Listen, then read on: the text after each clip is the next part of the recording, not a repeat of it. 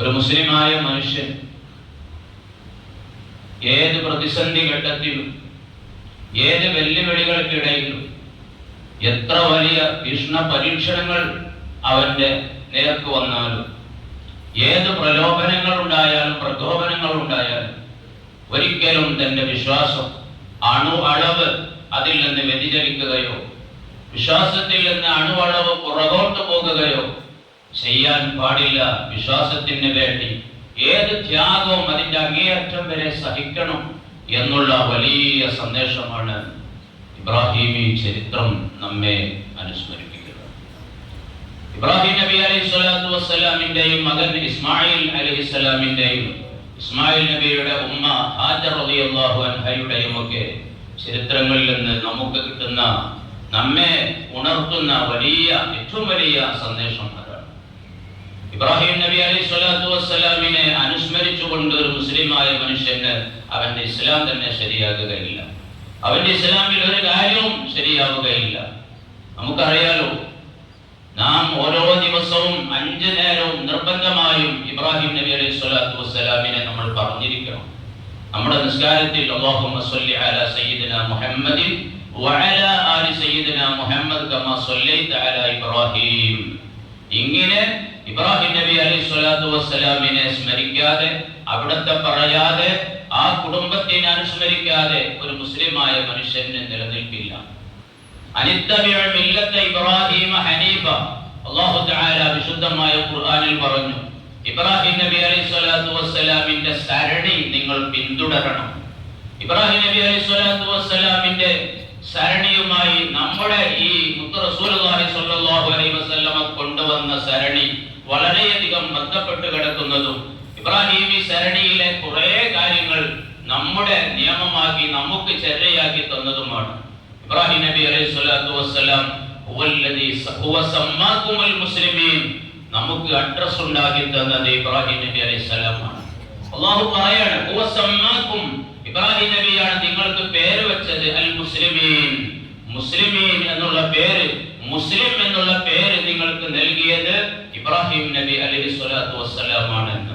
ആ ഇബ്രാഹിം നബി അലൈഹി സ്വലാത്തു വസ്സലാമും ഇസ്മായിലും ഹാജറയും റളിയല്ലാഹു അൻഹും അവരൊക്കെ പരിശുദ്ധമായ ദീനിന് വേണ്ടി, ഈ ദീനിന്റെ സംരക്ഷണത്തിന് വേണ്ടി, നിലനിൽപ്പിന് വേണ്ടി, വിശ്വാസത്തിന്റെ നിലനിൽപ്പിന് വേണ്ടി അള്ളാഹുവിന്റെ ആജ്ഞ പൂർണ്ണാർത്ഥത്തിൽ 100% അംഗീകരിച്ച് വളരെ മഹത്തായ ചര്യ കാഴ്ചവെച്ച് എക്കാലത്തു ഖിയാമത്ത് നാൾ വരെയുള്ള സർവ്വജനങ്ങൾക്കും ഒരുപാട് പാഠങ്ങൾ നൽകിയാണ് അവര് വിട പറഞ്ഞു പോയത്. അവരെ അനുസ്മരിക്കുന്നതാണ് നമ്മൾ ഒരുപാട് ലക്ഷങ്ങൾ മുടക്കിയിട്ട്, ഒരുപാട് ത്യാഗങ്ങൾ സഹിച്ച ദിവസങ്ങൾ, ഒരുപാട് നമ്മൾ കഷ്ടപ്പെട്ട് നമ്മൾ പോയി ചെയ്യുന്ന ഹജ്ജ് കർമ്മം. ഹാജിമാർ അവരുടെ ഹജ്ജിന്റെ അവസാന ഘട്ടത്തിലേക്ക് നീങ്ങിക്കൊണ്ടിരിക്കുകയാണ്. ആ ഹജ്ജ് കർമ്മം അവർ നിർവഹിക്കുമ്പോൾ ഇബ്രാഹിം നബി അലൈഹി സ്വലാമിനെയും ഹാജറയെയും ഇസ്മായിലിനെയും ഒക്കെ സ്മരിക്കുകയാണ്.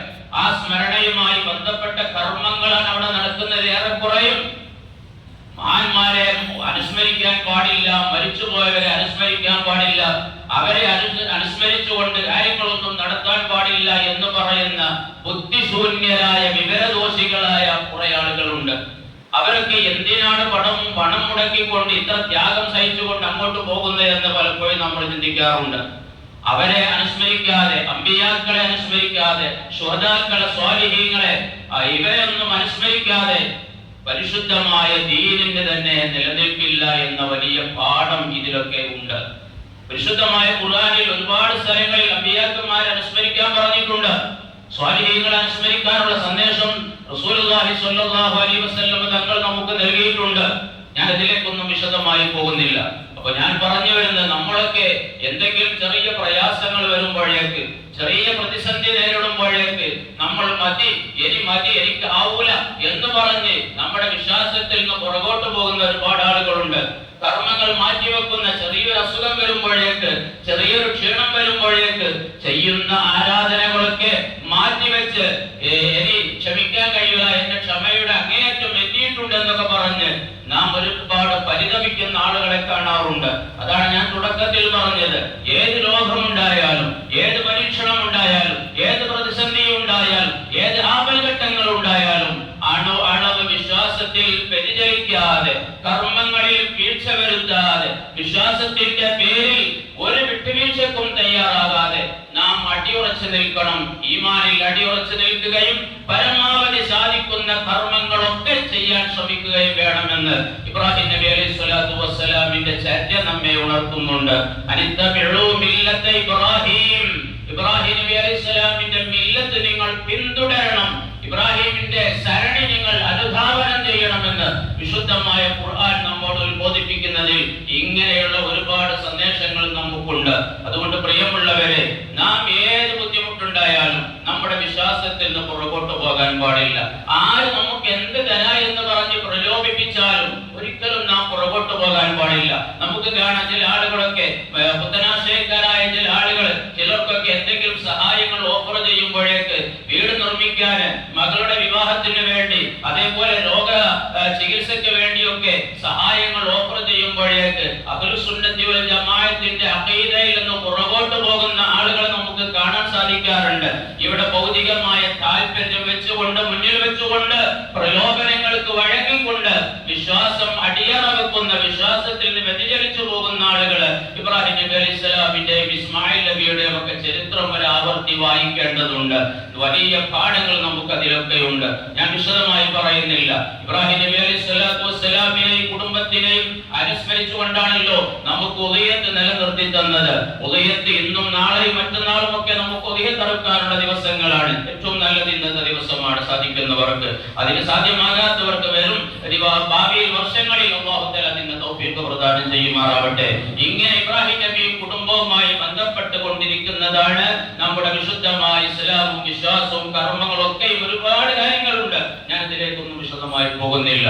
അതുകൊണ്ട് ഇതിൽ ഈ പാഠങ്ങളൊക്കെ ഈ പെരുന്നാളിന്റെ സന്ദേശങ്ങളായി നമ്മുടെ ജീവിതത്തിൽ നാം കൊണ്ടുവരണം, ഉൾക്കൊള്ളണം, മനസ്സിലാക്കണം എന്നുകൂടി അവസരോചിതമായി ഞാൻ എന്നോടും നിങ്ങളോടും ഓർമ്മപ്പെടുത്തുകയാണ്. പ്രിയമുള്ളവരെ, നമ്മുടെ പെരുന്നാൾ ദിനം നമ്മുടെ കൂട്ടത്തിൽ, മുസ്ലിമീങ്ങളുടെ കൂട്ടത്തിൽ കഷ്ടപ്പെടുന്ന ആളുകളെ കണ്ടെത്താനും, രോഗത്തിൽ അവരെ പരിചരിക്കാൻ ആളില്ലാത്ത ആളുകൾ, കഷ്ടപ്പെടുന്ന ആളുകളെയൊക്കെ കണ്ടെത്തി വേണ്ട സഹായങ്ങൾ എത്തിച്ചു കൊടുക്കാനും, കുടുംബ ബന്ധങ്ങളൊക്കെ പുലർത്താനും, അറ്റുപോകാനായ ബന്ധങ്ങൾ, വിച്ഛേദിക്കപ്പെട്ട ബന്ധങ്ങൾ പുതുക്കാനും, മറ്റുപോയതൊക്കെ ചേർക്കാനും ഒക്കെയുള്ള അവസരങ്ങളായി പെരുന്നാളുകളെ നമ്മൾ പരമാവധി ഉപയോഗപ്പെടുത്തുകയും വേണം.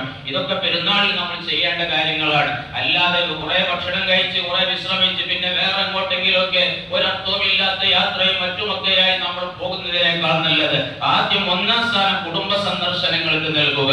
അതേപോലെ പാവപ്പെട്ട ആളുകളെയും പ്രയാസപ്പെടുന്ന ആളുകളെയും കണ്ടെത്തി അവർക്ക് സാന്ത്വനം നൽകാൻ വേണ്ടി, അവർക്ക് സമാധാനം നൽകാൻ വേണ്ടിയുള്ള ശ്രമങ്ങൾ നമ്മുടെയൊക്കെ ഭാഗത്തുനിന്നുണ്ടാകുകയൊക്കെ വേണമെന്ന് ഞാൻ ഓർമ്മപ്പെടുത്തുകയാണ്. നമുക്കറിയാം, പെരുന്നാളില്ലാത്ത ആളുകൾ 1.5 വർഷത്തിലപ്പുറമായി. നമ്മുടെ സഹോദരങ്ങൾ, പലസ്തീനിലെ സഹോദരങ്ങൾ, ഓരോ ദിവസവും ഇപ്പോഴും അവരിങ്ങനെ നൂറുകണക്കിന് ആളുകൾ കൊല്ലപ്പെട്ടുകൊണ്ടിരിക്കുകയാണ്.